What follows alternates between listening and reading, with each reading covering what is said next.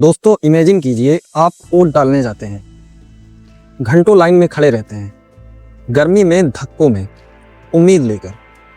फिर रिजल्ट का दिन आता है, आपकी स्क्रीन पर नंबर फ्लैश होते हैं बीजेपी 207 और टीएमसी 84। पूरा देश कहता है सरकार बदल गई। लेकिन तभी चीफ मिनिस्टर कैमरे के सामने आती हैं और कहती हैं मैं इस्तीफा नहीं दूंगी।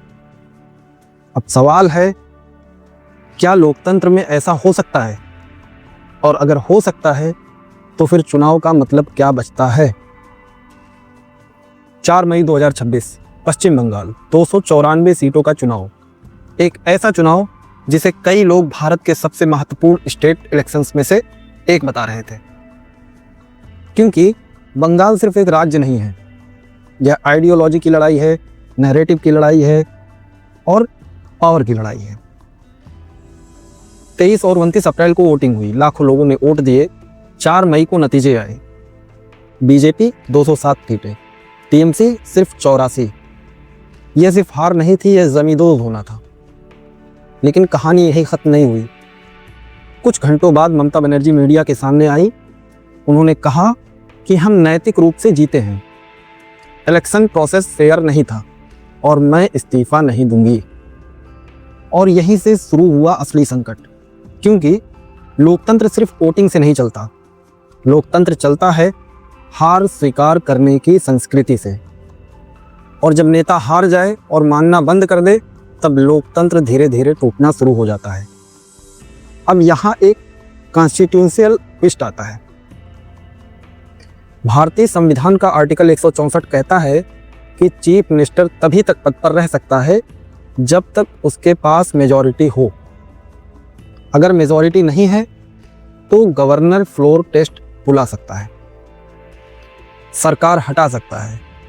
ये बहुत सिंपल लग रहा है, लेकिन असली कहानी यही शुरू होती है। क्या होगा अगर गवर्नर भी पॉलिटिकल प्रेशर में हो? क्या होगा अगर इलेक्शन कमीशन पर भरोसा टूट जाए? क्या होगा अगर इंस्टीट्यूशंस न्यूट्रल ना रहें? और दोस्तों, यह सवाल अचानक नहीं उठे।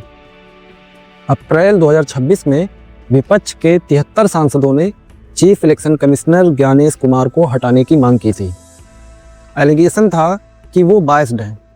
अब इमेजिन कीजिए, एक तरफ चुनाव आयोग पर सवाल और दूसरी तरफ सोशल मीडिया पर AI generated propaganda, deep fake videos, fake speeches, boat आर्मीज। अब सच क्या है और झूठ क्या है, यह पता लगाना मुश्किल होता जा रहा है। और यही चीज दुनिया के कई देशों में लोकतंत्र को अंदर से खा चुकी है। हार्वर्ड प्रोफेसर्स स्टीवन लेवास्की और डेनियल जिबाल्ट ने अपनी किताब हाउ डेमोक्रेसीज डाई में एक डेंजरस पैटर्न एक्सप्लेन किया। उन्होंने कहा कि आज लोकतंत्र फौज की तोपों से नहीं मरता, वो मरता है जब इंस्टीट्यूशंस धीरे धीरे खोखले कर दिए जाते हैं।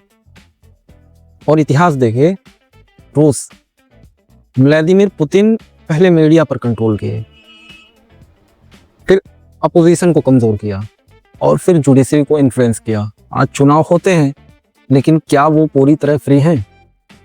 बहुत से लोग सवाल उठाते हैं।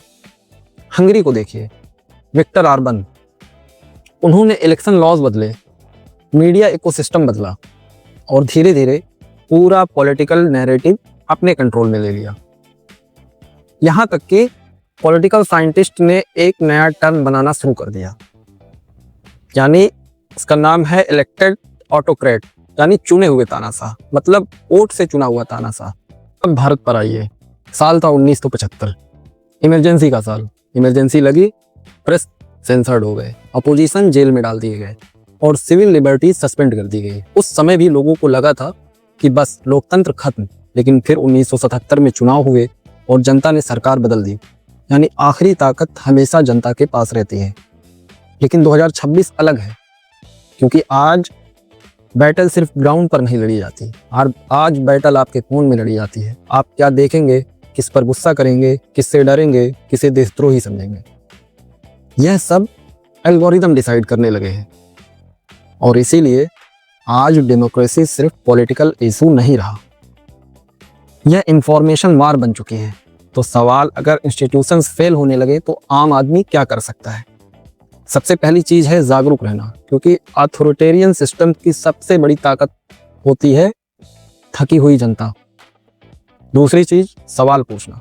तीसरी चीज इंडिपेंडेंट मीडिया को सपोर्ट करना, क्योंकि जब सारे टीवी चैनल्स एक जैसी बात बोलने लगे तब सच अक्सर छोटे छोटे क्रिएटर्स के पास बचता है।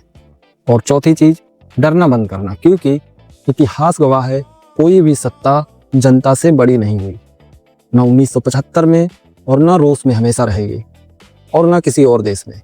और शायद इसी वजह से लोकतंत्र की सबसे बड़ी ताकत कॉन्स्टिट्यूशन नहीं है, बल्कि वो लोग हैं जो अभी भी सवाल पूछते हैं। अब बंगाल में आगे क्या होगा या आने वाले दिनों में पता चलेगा, लेकिन भारत का भविष्य वो किसी नेता से नहीं तय होगा, वो तय होगा कि जनता सच और प्रोपेगेंडा में फ़र्क कर पाती है या नहीं। अगर यह वीडियो आपको सोचने पर मजबूर करे तो इस वीडियो को शेयर कीजिए, क्योंकि कई बार एक शेयर भी लोकतंत्र बचाने की शुरुआत बन जाता है। जय हिंद दोस्तों।